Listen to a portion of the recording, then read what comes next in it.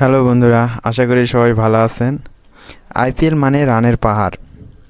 আজকেও দিনের প্রথম ম্যাচে দিল্লি ক্যাপিটাল বনাম বোম্বাই ইন্ডিয়ান্সের মধ্যকার ম্যাচ অনুষ্ঠিত হয়। সেখানে দিল্লি ক্যাপিটাল প্রথমে ব্যাট করে তারা নির্ধারিত 20 ওভারে 257 রান করেন 4 উইকেট হারিয়ে।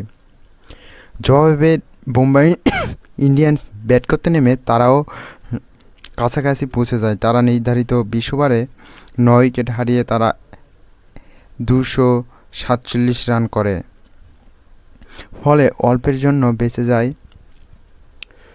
দিল্লি ক্যাপিটাল। বোম্বাই ইন্ডিয়ান্স অসাধারণ ব্যাট করতে লাগে, বিশেষ করে তিলক ভার্মা 32 বলে, এছাড়া হার্দিক পান্ডা 24 বলে 46 রান করেন। তারা ম্যাচটিকে প্রায় জিতিয়ে দিচ্ছিলেন। বোলাররা এখানে তেমন কিছু সুবিধা পাচ্ছে না আইপিএলে। সো বন্ধুরা, পরবর্তীতে কী হয় আমার চ্যানেলটিকে সাবস্ক্রাইব করুন, আমি সব কিছু আপডেট আপনাদেরকে জানানোর চেষ্টা করব।